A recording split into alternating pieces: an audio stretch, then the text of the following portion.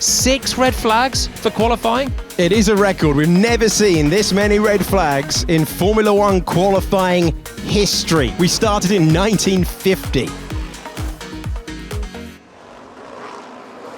And Alex Albon has tagged the wall, and his qualifying session, huge on promise, will come to an end. He's the first driver to tap the barriers.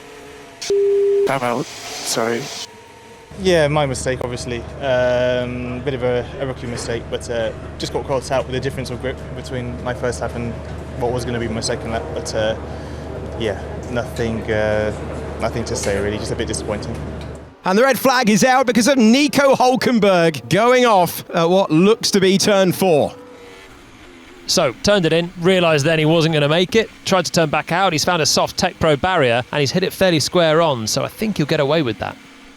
The clock is stopped and the front wing off the Sauber there. Everyone returning back to the pit lane and Hülkenberg finding himself with another chance. Difficult session, not so successful obviously, didn't produce the clean laps that we needed. Struggled with front locking in this session, which was a first time this weekend, but that was definitely a struggle.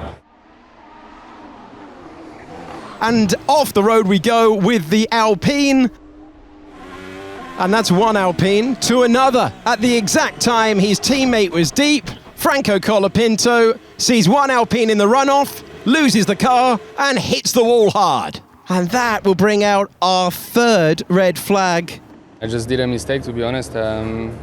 For sure the conditions were tricky. I haven't seen exactly the wind. It was very windy for sure and inconsistent, but yeah, ultimately I could not make the corner and I had to go straight. So yeah, sorry for the team. It was always going to be difficult, and to get into that Q2 we obviously need to take a lot of risk, and just disappointed not to be able to close that lap because I was improving by quite a margin. Well, I think we both had a similar issue in terms of losing the rear quite aggressively. Of course, I didn't have the runoff to go because he was in there. It's always tricky when you have a car ahead you of course lose a little bit your focus, but when you get this gust at 60-80 kph on the rear, it just lifts your car up and it's not much you can do when you are pushing so hard. Is that out of kilter? It that certainly Haas is out of kilter. Oliver Behrman has clearly struck the wall. Let's have a look at what happened to Behrman then. This is into turn 2, so it's just a sort of nothingy left-hander. I have to say it's a pretty nothingy crash as he just finds it out wide. Not a massive blow, is it, to the right rear, but it's enough just to do the suspension. Sorry, guys. So stupid. It wasn't a massive all arms and elbows moment, but it is enough to bring out the 4th red flag. We only just started Q2.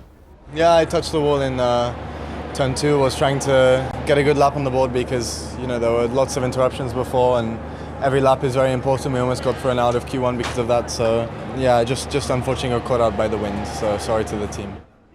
It's a great day to be first over the line. If you're Liam Lawson, it's a 1:42.560. Carlos Sainz behind, goes ahead by 0.9 of a second. Soft versus medium. Well, this was definitely in the wall. Charles Leclerc into the barriers at turn 15 to bring out the red flag.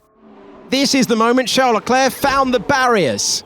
He's just got no grip. He's got no grip. He's having to lean on it. The first lap could be everything with the rain coming down, and he locks the left front, but he's just not got the grip he's expecting. You're dancing on a knife edge, trying to put a lap down but not make a mistake. Charles Leclerc into the wall, out of this part of qualifying, and he finds himself having provided some epic driving so far this weekend, but it'll go no further than run 1. It's been an extremely difficult weekend overall for me. I mean, normally Baku is obviously a track I really enjoy driving, but it's been a bit of a pain from the beginning of the weekend, struggling with the balance of the car.